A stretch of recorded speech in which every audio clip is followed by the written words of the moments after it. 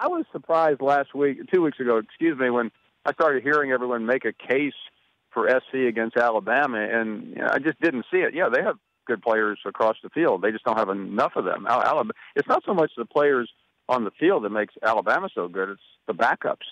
They could start for SC in most positions. So, I mean, I don't think they're back, and I think after Stanford beats them tomorrow night, they'll be vying with the Rams for the worst team in L.A., although SC will not win that award.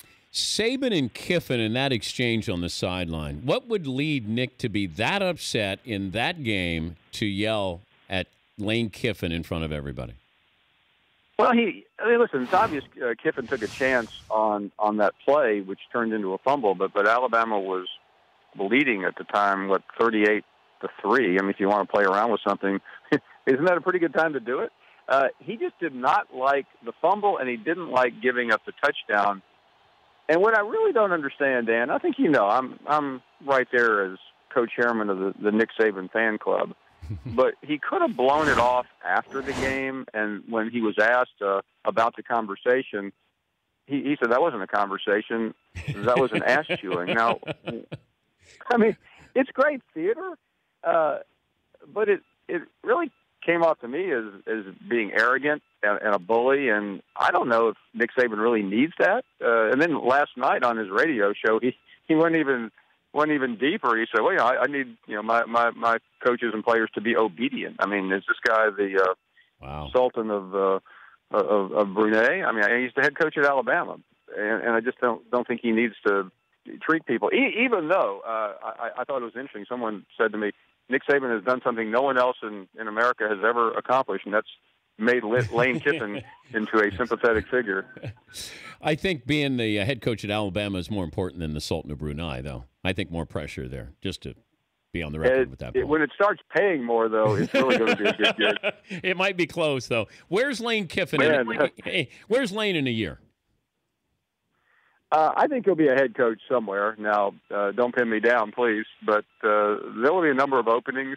His name gets linked to any place where there's an angry fan base, which is about half of the schools. He served his sentence, and I think another thing, he was married. He's no longer married, and I think being divorced. This may be one of the few times in American history that being divorced helps you get a job on a college campus. Because I think he's eliminated that issue from his job interview, and I think he needed to. And I don't know why someone won't take a chance. I know that I was fairly critical of him at SC, just like everyone else, but he is the best offensive coordinator I have seen in a long time, and I really don't believe Alabama would have won the title last year without his play calling. Now, wait, explain about being divorced on a college campus and how that helps him. I knew I walked into that, Dan. Kiffin was living apart from his wife.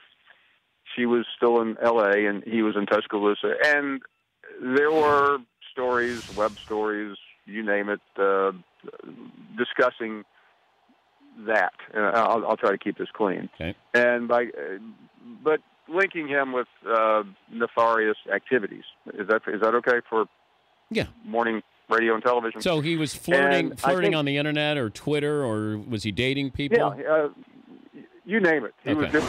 He was accused of doing it. Whether he was really doing it or not, I think is debatable. But I think when the divorce went through, it eliminated that from the conversation. So as a divorced man, he's an easier hire. By the way, I'm sure a lot of people will challenge that assertion. That's quite all right. The Dan Patrick Show, weekday mornings on Audience.